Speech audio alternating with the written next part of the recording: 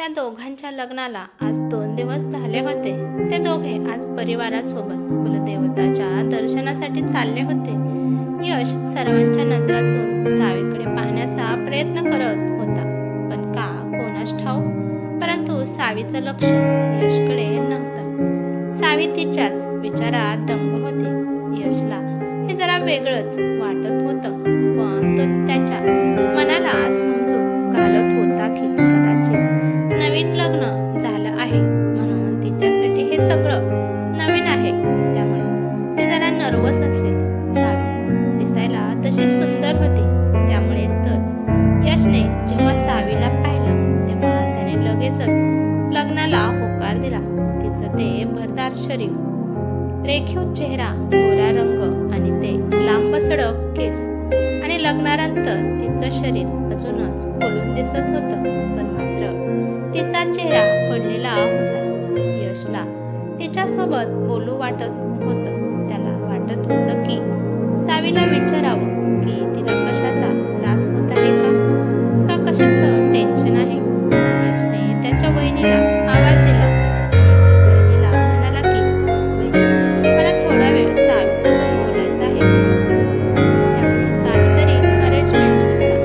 वहिनी यशची मस्करी करत म्हणाली की म्हणजे थोडं थांबा, अशी कोणती काही लावली आहे? ती तुमची बायको आहे, शेवटी तुमच्याकडेच येणार आहे. प्लीज वहिनी ऐका ना, फक्त थोडा वेळच मला तिच्यासोबत बोलायचं आहे. बरं नका लय मस्का मारू, काहीतरी ॲडजस्ट करते. त्याच्या वहिनीने खूप प्रयत्न केले, परंतु सगळे फॅमिली एकत्र होते, त्यामुळे ते शक्य झालं नाही. शेवटी ते परतीच्या प्रवासाला लागले आणि घरी येऊनच थांबले. सगळे खूप थकले होते म्हणून आपापल्या खोलीमध्ये झोपायला गेले, पण यशला काही केल्या झोप येत नव्हती. यशच्या डोळ्यासमोर सावीचा उदास चेहरा सारखाच येत होता. त्याच्या डोक्यात हजारो प्रश्न थैमान घालत होते. त्याला आता काही पण करून सावीसोबत बोलायचं होतं. त्याला माहिती करून घ्यायचं होतं की नक्की सावीच्या मनामध्ये काय सुरू आहे. त्याला रात्रभर झोप लागली नाही आणि पहाटे पहाटे त्याचा डोळा लागला आणि जेव्हा त्याला जाग आली तेव्हा सगळीकडे उजळले होते. सकाळचे 10 वाजले होते. त्याने पटकन त्याचं आवरून घेतलं आणि तो बाहेर आला तर बाहेर सत्यनारायणाची पूजाची तयारी चालू होती आणि सत्यनारायणाची पूजा झाल्यानंतर सावीच्या घरचे तिला न्यायला आले होते. त्याची नजर सावीला शोधत होती, पण सावी कुठेच दिसत नव्हती. नंतर पूजासाठी सावी बाहेर आली तर यश जेव्हा सावीला पाहिलं तेव्हा तो बघतच राहिला, कारण का सावीने मोरपंखी रंगाची पैठणी घातली होती. आपणा घालून त्यामध्ये तिने मोगऱ्याचा गजरा माळला होता. हातामध्ये हिरव्या बांगड्यांचा जुडा, चेहऱ्यावर केलेला हलकासा मेकअप, थोडीशी रेड कलरची लिपस्टिक आणि कपाळावर लावलेली चंद्रकोराची टिकली. तिचं सौंदर्य फारच छान दिसत होतं. वहिनीच्या आवाजाने यश भानावर आला, पाटावर व्यवस्थित बसला. पूजा चालू झाली. सावीने यशला तिचा हात हातात दिला होता आणि ब्राह्मण जे सांगतील तो मंत्र सावी तिच्या कोमल आवाजात म्हणत होती आणि तो कोमल आवाज यशच्या कानावर पडत होता. तिचा स्पर्श यशला हवासा वाटत होता. पण जेव्हा ब्राह्मण म्हणाले की पूजा संपली तेव्हा यश जरासा नाराज झाला. त्याला वाटलं आता सावी आपल्यापासून लांब जाईल, नंतर तिला शोधता इकडे तिकडे पाहावे लागेल. पूजाचा प्रसाद सगळ्यांनी घेतल्यावर नंतर जेवायला बसले. सावीचे माहेरचे तिला नेण्यासाठी आले होते.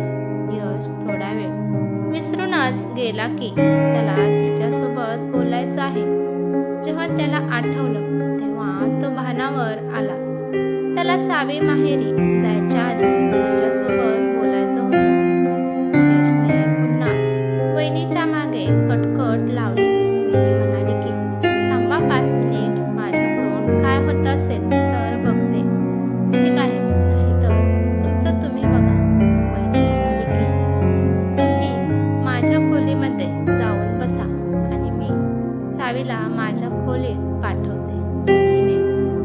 काहीतरी वस्तू आणायला त्यांच्या खोलीमध्ये सावीला पाठवलं. ती खोलीत येताना पाहून यश पटकन उभा राहिला.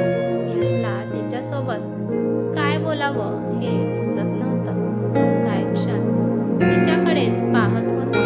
तो हिम्मत करून तिला म्हणाला की तुमचं जेवण झालं का आणि जाण्यासाठी पॅकिंग झाली का? सावीने खाली मान घालून हो म्हणून उत्तर दिलं आणि तिथलं सामान घेऊन निघून गेली. आता यशला स्वतःचाच राग आला. समोर आलेले असताना सुद्धा तो तिला बोलू शकला नाही. तो निशब्द झाला होता. ते समोर आल्यावर मी वेळेवर का बोलू शकलो नाही हेच त्याला समजत नव्हतं. शेवटी ती त्याच्या आई वडिलांसोबत माहेरी गेली. ती माहेरी गेल्यानंतर 2 दिवसांनी यशला तिला फोन करू वाटत होता, पण हिम्मत होत नव्हती. त्याने हिम्मत करून फोन केला, पण तो फोन तिच्या बहिणीने उचलला आणि ती म्हणाली की ताई तिच्या मैत्रिणीला भेटायसाठी तिच्या घरी गेली आहे आणि ती आल्यावर तुमचा फोन आला होता म्हणून सांगेल. रात्र झाली परंतु सावीचा फोन आला नाही. यश तिच्या फोनची वाट बघत झोपी गेला. दुसऱ्या दिवशी यश आणि त्याच्या घरचे सावीला सासरी आणायला जाणार होते. यश खूप आनंदित होता. सासरी पोहोचल्यावर यशची नजर सावीला शोधत होती, पण ती त्याला दिसतच नव्हती. नंतर सगळे जेवायला बसले. तोपर्यंत तिथं भात घेऊन एक जण वाढायला आलं. भात देऊ का म्हणून विचारलं तर तो आवाज ओळखीचा वाटला, म्हणून तो जरासा दचकला. त्याचा चेहरा फुलला. त्याने जेव्हा वर पाहिलं तर ती सावी होती. त्याने सावीचा आवाज ओळखला होता. भात देऊ का हा प्रश्न विचारला होता, तरी पण फक्त तिच्याकडेच पाहत होता. त्याने सावी जराशी गडबडली आणि त्याच्या ताटामध्ये भात वाढून तेथून निघून गेली. यशचं जेवण संपत आलं होतं आणि तिने वरून भात दिला. त्याने तो भात बळबळ खाल्ला, कारण सासरी पहिल्यांदा जेवण आहे. जर काही गोष्ट ठेवलं तर त्याची इज्जत जाईल. आता वेळ परतीची होती. यशचा दादा गाडी चालवत होता आणि त्याच्या शेजारी बहिणी आणि त्यांचं बाळ बसलं होतं आणि पाठीमागे यश आणि सावी बसले होते. त्यांना 3 तासाचं अंतर पार करायचं होतं. प्रवासात 1 तासानंतर सावीला झोप लागली आणि तिची मान यशच्या खांद्यावर येऊन पडली.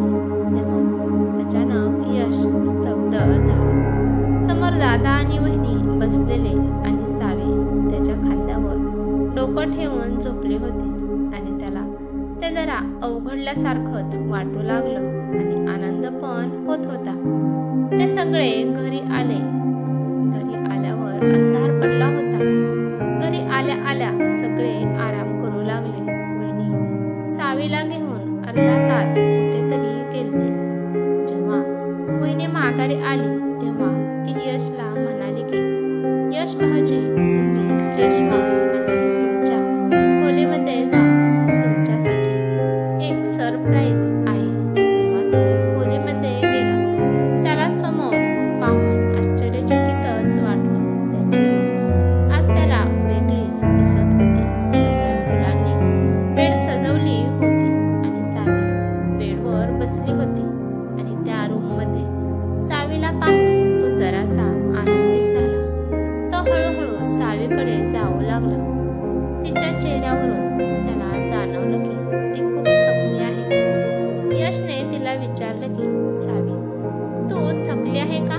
तिने मानेने नाही म्हणून सांगितलं, पण यश तिला तिच्या चेहऱ्यावर ती नाराजगी अजून दिसत होती. त्याने ठरवलं की आता काही पण झालं तरी ती नाराज का आहे ते विचारायचंच आहे. यश म्हणाला सावी मला तुझ्यासोबत काहीतरी बोलायचं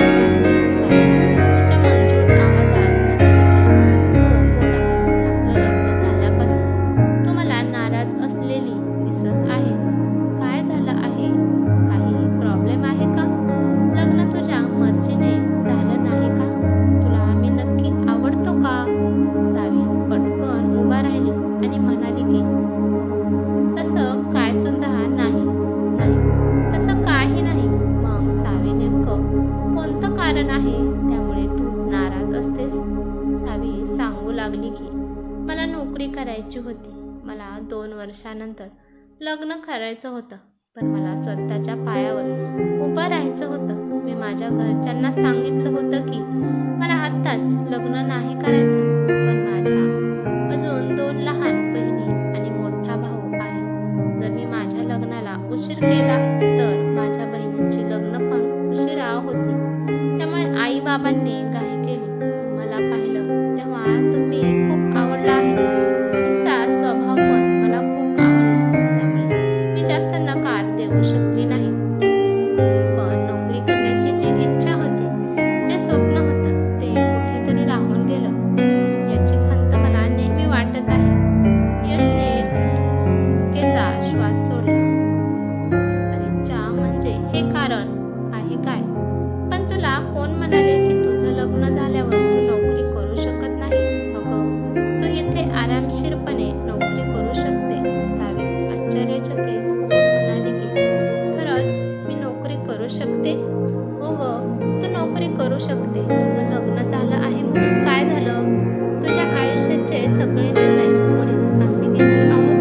मी तुझा नवरा आहे, तुझा मालक नाही जो तुझ्यावर बंधने टाकेल. पण घरचे काय म्हणतील? त्यांना सगळं हे पटेल का? सावी, बहिणीच्या लग्नाला 6 वर्ष झाले. गेली 3 वर्ष याच घरात राहून नोकरी करत होती. पण बहिणी जेव्हा प्रेग्नंट झाली तेव्हा बहिणीने ब्रेक घेतला आणि आता बाळ थोडंसं मोठं झालं की नंतर वहिनी दुसरी नोकरी पाहून जॉईन होणार आहे. अगं, तुला नोकरी करायची आहे हे ऐकून सगळ्यांनाच आनंद होईल. उलट घरातल्या मुलांबरोबर सुना पण त्यांच्या बरोबरीने काम करतात हे ऐकून प्रत्येकालाच अभिमान वाटेल. आपण उद्यापासूनच तुझ्या इंटरव्ह्यूची तयारी करू. हे ऐकून सावीने नकळत यशला मिठी मारली. आता यश पण निश्चिंत झाला होता. त्याच्या मनातील सगळे भ्रम निघून गेले. यश तिला म्हणाला की तू झोप आता, तो खूप दमलेली दिसत आहे. यशने सावीचा चेहऱ्याकडे पाहिलं आणि तिच्या चेहऱ्यावर एक प्रकारचं तेज आलं होतं. तिचा चेहरा फुलला होता. आता खरं तिच्या चेहऱ्यावर नवीन नवरीचं तेज दिसत होतं. दुसऱ्या दिवशी यशने घरच्यांना सगळं काही सांगितलं आणि सावीच्या आई वडिलांना सुद्धा हे ऐकून छान वाटलं की आपल्या मुलीचं राहिलेलं अधुरं स्वप्न तिचा नवरा पूर्ण करत आहे. सावी स्वतःला खूप भाग्यवान समजत होती. यश सारखा तिला समजून घेणारा नवरा मिळाला आणि सासर पण आणि सासरची माणसे पण खूप प्रेमळ होती. तर ही कथा कशी वाटली ते मला कमेंट करून नक्की सांगा. कथा आवडली तर लाईक शेअर नक्की करा आणि चॅनलवरती नवीन असाल तर चॅनलला सबस्क्राईब करा.